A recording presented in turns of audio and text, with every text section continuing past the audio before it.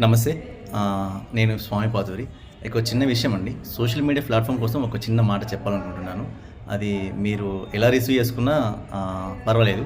అయితే ఏందంటే, మనకు ఒకప్పుడు ఏదన్నా విషయం మనకు తెలవాలి, ప్రజల్లోకి వెళ్ళాలి అంటే ప్రెస్ వాళ్ళొచ్చి రాసుకొని దాన్ని ప్రింట్ చేసి తర్వాత ఎక్కడో డిస్ట్రిక్ట్ పేపరు, డివిజన్ ఆ లెక్కన అట్లా అంతా ఉంటుండే. మనకు ఆ పేపర్‌లో మనం వెళ్లి చూసుకునేవాళ్ళం.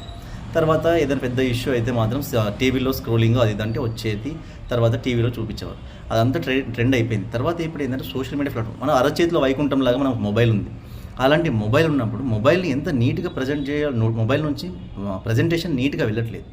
మిగతాది ఏం చేస్తున్నామంటే మొత్తం టోటల్‌గా మంచి విషయాలను పక్కకు పెట్టేసి ఎంతసేపు ఈ భూత్ ప్రపంచాన్ని, ఈ వల్గర్ కాంటెంట్ కాన్సెప్ట్‌ని ఎంచుకొని ఫేమస్ అవుతున్నారు. అవునండి, 100% మంచి కామెంట్స్, మంచివి ఏదైనా వీడియోస్ పెట్టిన వాళ్ళకు అసలు రీచ్ రావట్లేదు చాలామందికి. నువ్వు ఎంతసేపు బూతులు మాట్లాడు, పక్కా ష్యూర్‌గా అసలు ఫాలోవర్స్ ఉంటారు, దాంట్లో పెరిగిపోతుంటారు. అసలు బూతు ఎంతసేపు బూతే ఉంటుంది.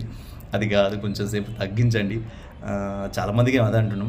ఎందుకంటే కామెంట్స్‌లలో కూడా చూస్తున్నాము. ఆ కామెంట్స్‌కి కూడా కొంతమంది ఏంటంటే మళ్ళీ రీక్రియేట్ చేసి అలా చెప్తున్నారు. ఆ కామెంట్ పెట్టేసి ఇలా కావాలి, అలా కావాలి అంటున్నాము.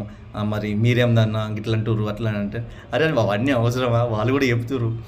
అవన్నీ పక్కన పెట్టి ఇంతగానం ఏడికని తీసుకొస్తుర్రా నాయన మీరు, అసలు ఇదంతా భలే క్రియేట్ చేస్తుర్రు అసలు.